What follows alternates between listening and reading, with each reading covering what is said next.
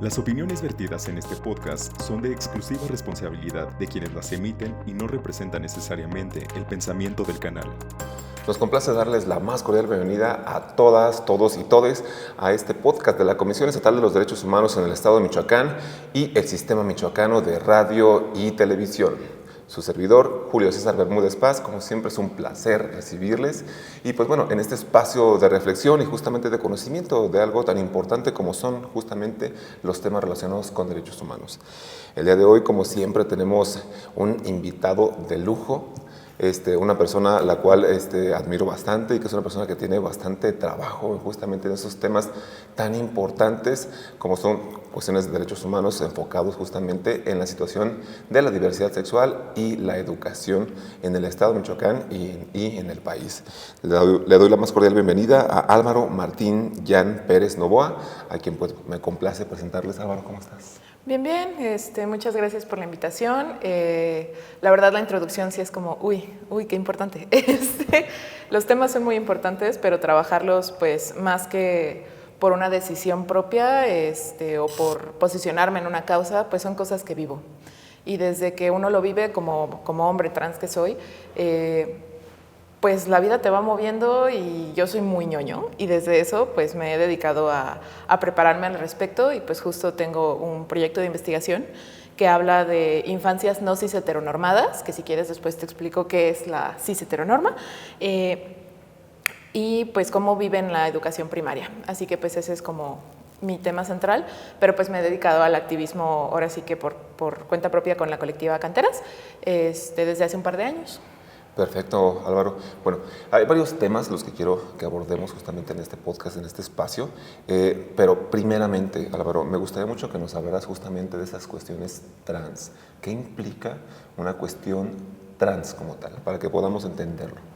Vale, pues la sexualidad humana es algo muy amplio, muy complejo y algo que todos tenemos. La diversidad sexual no se divide en los normales y la diversidad, de hecho todos pertenecemos a la diversidad sexual y dentro de sus múltiples partes está la identidad de género, que no es algo que tú sientas, porque se dice mucho los que se sienten hombres o los que se sienten mujeres, no, es algo que eres, que te vives, que te narras desde pues, tu identidad y desde ahí está la identidad cis y la identidad trans. Estas dos palabras, cis y trans, son prefijos.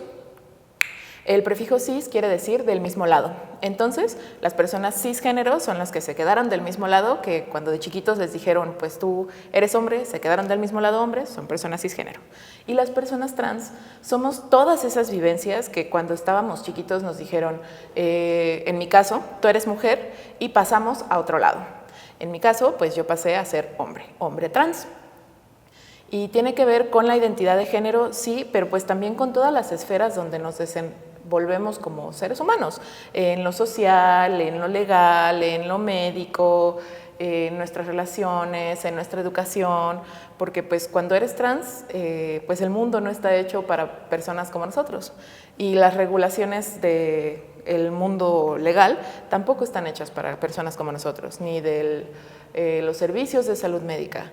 Entonces, aunque no tiene nada de malo ser trans, y la verdad yo vivo desde el goce mi transición y mi ser trans, yo disfruto mucho ser trans, pues es un poco estarte peleando con la falta de adaptaciones para cumplir nuestras necesidades. Y no es que estemos pidiendo como derechos especiales, que es uno de los mitos, ¿no? Si ya tienen todo bien, ¿qué es lo que están peleando? Lo que quieren, claro.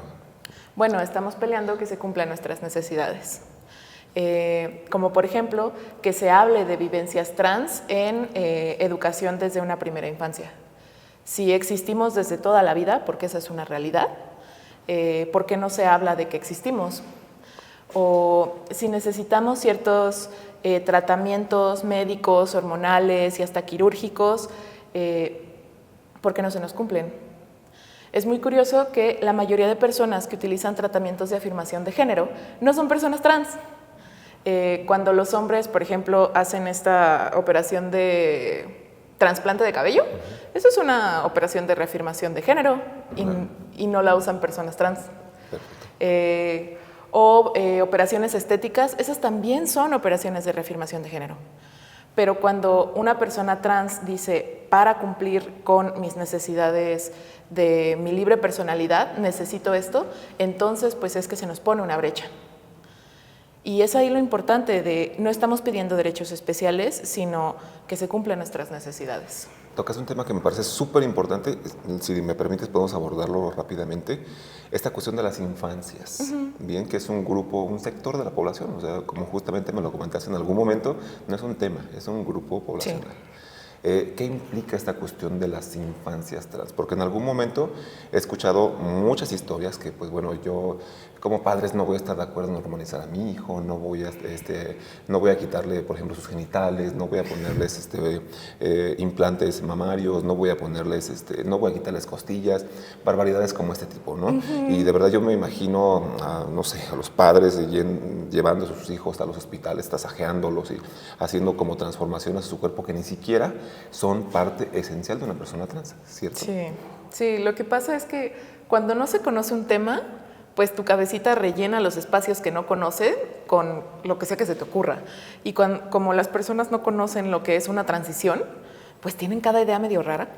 Lo que pasa con las infancias es que, pues dentro del proceso de desarrollo, ahora sí que sin irnos a cosas muy específicas de psicología, las infancias exploran quiénes son por medio del juego, por medio de platicar con sus compañeros, con sus pares, y dentro de esa exploración también exploran pues qué onda con su género.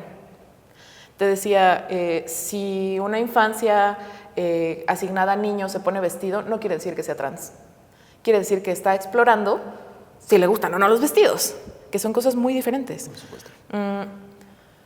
Las transiciones están en 3 esferas. En la esfera, como ya comentaba, social, legal y médica.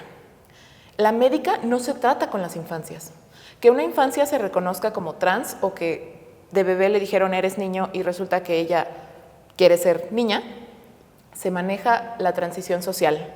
O sea, respetarle, que se dirijan a ella con los pronombres que quiere, que se dirijan a ella con el nombre que quiere, que se pueda poner la ropa que quiere. Pero las cuestiones médicas no se tratan hasta que sean mayores de edad. Y de hecho, durante la adolescencia, está esta cuestión de los bloqueadores de pubertad, los bloqueadores de testo también para niñas trans. Lo que hace esto es poderles dar más tiempo para que decidan qué quieren hacer con su cuerpo. Y son cambios de los bloqueadores que son revertibles. Cuando la gente dice, si empiezan a meterse hormonas, eso ya no se puede cambiar. A los adolescentes lo que se le da son bloqueadores para que justamente cuando sean mayores de edad o si deciden hormonarse en un futuro, puedan revertir esos cambios. Entonces, lo que se busca proteger es el derecho a la libre personalidad de estas infancias. Si la chiquitilla quiere ponerse vestido, déjala que se ponga vestido. Lo que pasa es que muchos de los miedos y estereotipos ganan frente a esta protección de los derechos.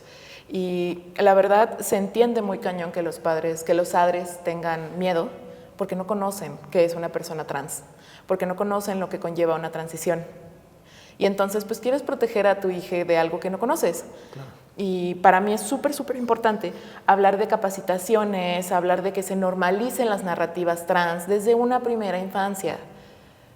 Yo he dado pláticas en escuelas y cuando llego y me planto y les digo, hola, soy un hombre trans, las infancias lo entienden perfectamente. Y sí ha sido como de, tú eres niña porque hablas delgadito. Y yo, ok, hablo delgadito, pero si yo te digo que me llamo Álvaro, pues lo mejor sería que me digas como te digo que me diga. Sí, por supuesto, o como estos temas, ¿no? Terribles, por ejemplo, escuché también en alguna ocasión que decían que, bueno, había un incremento en la población trans por la cuestión de las hormonas en la carne de pollo, o en la carne de vaca, o en los huevos que consumíamos normalmente, lo que se me hace una tontería completamente. O, por ejemplo, estos padres de familia, justamente como comentas, que en lugar de informarse justamente de los temas, los empeoran con terapias de conversión, por ejemplo, ¿no? Llevándolos, por ejemplo, a sitios donde no solamente los lastiman físicamente, sino que los marcan de por vida en una cuestión psicológica. Esto es una situación terrible justamente para las personas. En Michoacán, afortunadamente, ya está prohibida esta cuestión de las terapias de conversión, pero bueno, desgraciadamente no es un tema que se ha erradicado completamente.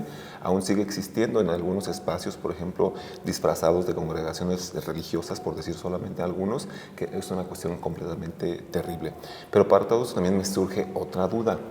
Enfocándonos justamente en esa cuestión de la diversidad y la educación, ¿cuál es la importancia? ¿O realmente será tan importante tratar como específicamente estos temas en las escuelas, en los espacios educativos de los baños? De los baños para los niños, los baños para las niñas, los baños que no tienen género. ¿Cuál es tu perspectiva con respecto a eso, no? Pues suspiré así como para agarrar aire porque es un tema muy amplio. Ok, aquí sí me voy a poner un poquito más técnico, en el sentido de que las escuelas en muchos sentidos regulan quiénes somos. Claro. Y regulan quiénes somos desde que nos enseñan qué es lo normal y todo lo demás no me importa. Regulan quiénes somos desde qué es lo importante que tienes que saber y lo demás no me importa. Muchas de estas regulaciones no solo son en las clases, sino en el espacio físico. Las escuelas, desde se formen niños y niñas, ya nos están diciendo, son las únicas categorías, niños y niñas. Y los baños lo que hacen es, a mí me importa cuál es tu genitalidad. Claro. Y tu genitalidad solo puede ser de hombre o de mujer. Hermanos, la genitalidad no tiene nada que ver con la identidad de género. Que yo sepa, nadie está revisando qué tiene cada uno entre las patas antes de entrar a los baños. Por supuesto. Y lo mejor sería tener baños que no tuvieran género. Y no solo me refiero a hacer un tercer baño que sea neutral. No, porque eso sería señalar a las personas no binarias. En las casas, los baños no tienen género. Y la gente se las arregla sin un baño con género en su casa. Por supuesto. Estas barreras arquitectónicas que nos separan en lo binario, también nos están diciendo todo lo que sale de aquí está mal.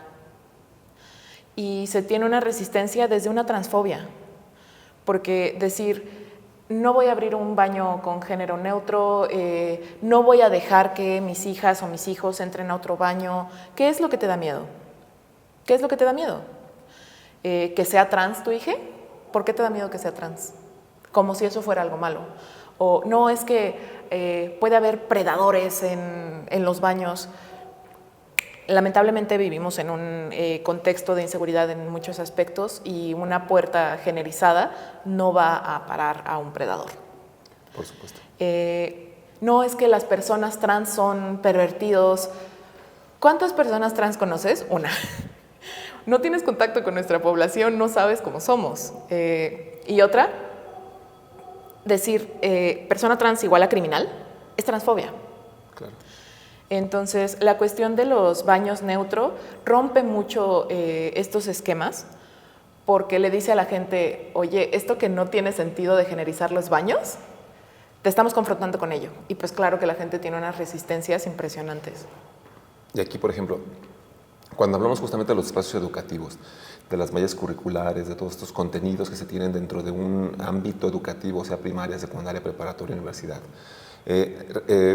yo, bueno, derivado de ciertos análisis, estudios, yo no he visto que exista como tal o que no tenga una participación importante la cuestión de la diversidad sexual, los temas relacionados con diversidad sexual. Pero te lo pregunto a ti, que eres el experto, ¿es realmente importante y cuál es la importancia justamente de incluir estos temas en las mallas curriculares y desde qué edad? ¿Tiene que ser en la preparatoria? ¿Tiene que ser en la universidad, que ya tienen capacidad de ejercicio? ¿O tiene que ser antes? ¿Desde cuándo? Pues mira, la nueva escuela mexicana hizo un intento de empezar a hablar de diversidad sexual a nivel primaria, pero pues que lo metas en un libro no quiere decir que se impartan las aulas. Y desde ahí, pues, de nuevo, hace falta una capacitación a escuelas, docentes y administrativos, que es algo con lo que yo estoy, dale y dale. ¿Desde qué edad? Existe un precioso concepto que es educación sexual integral, donde nos habla de que todos los seres humanos tenemos sexualidad y desde ahí todos los seres humanos tenemos derecho a conocer nuestra sexualidad a cualquier edad. Hablar de la sexualidad no es hablar de prácticas sexuales, son dos cosas muy diferentes. Y diversidad sexual puede hablar de que todos somos diferentes y como todos somos diferentes, todos tenemos que respetarnos. Y eso se lo puedes enseñar a niños de primaria, a niños de kinder. La educación sexual integral aboga porque, dependiendo del nivel de entendimiento y de desarrollo de las infancias, se habla de sexualidad en términos y en temas que ellas puedan entender. Como por ejemplo, en kinder, este es tu cuerpo y estas partes no las debe tocar nadie que no sea de confianza. Eso es educación sexual integral. En la primaria, hablar de familias con padres del mismo sexo o relaciones homoparentales o lesbomarentales, pues también ayuda a que entre los niños se respeten. ¿Por qué? Porque si nunca les hablas desde chiquititos de que existen estas familias, de que existen estas personas, claro que les saca de onda cuando de repente las ven y es como, oye, esto yo no sabía que existía. Entonces, ¿desde qué edad se tendría que hablar? Desde kinder. Y se habla mucho de que sexualidad se habla en secundaria porque, les pega la hormona, ¿no? Sí, se habla de derechos sexuales y reproductivos en secundaria, de protecciones, de métodos anticonceptivos, pero diversidad sexual y sexualidad se habla toda la vida. Y aquí también es otra de las preguntas. Entonces, si yo como padre de familia, yo no tengo un contacto o un entendimiento amplio del tema, mi hija, mi hijo o mi hija me pregunta, papá, ¿por qué están juntos ellos dos o ellas dos? ¿Cuál sería una manera adecuada de abordar justamente esta pregunta? Bueno, se dice mucho que las infancias se confunden. No es que se confundan, es que hay que explicárselo. ¿No? Ajá, en términos que entiendan. Por ejemplo, así como en este ejemplo que la infancia es de una familia cis heteronormada, así como papá quiere mucho a mamá, hay papás que aman a otros papás y hay mamás que aman a otras mamás y tienen sus familias, así como nosotros te tenemos a ti. Nada más. Excelente. Es una situación tan simple, pero que la hacemos tan complicada en ocasiones. Y por último, Álvaro, me gustaría mucho que me comentaras cuál es tu perspectiva o cuál es tu opinión con respecto a la actual situación en Michoacán, justamente con los temas derivados de la diversidad sexual en los espacios educativos o inclusive en el activismo. Pues en espacios educativos es complejo. Sin el tema de diversidad sexual en infancias, que es el que yo trato, para la tesis en la que estoy en la maestría, traté de buscar cifras de infancias trans, cifras o estadísticas de diversidad sexual en infancias y no había nada, absolutamente nada. Lo que hay son cifras a partir de la adolescencia donde dicen que hay un enorme riesgo de suicidio. Entonces hablamos de que de las infancias no se sabe nada, pero las adolescencias se quieren matar. Eso me parece gravísimo. Claro.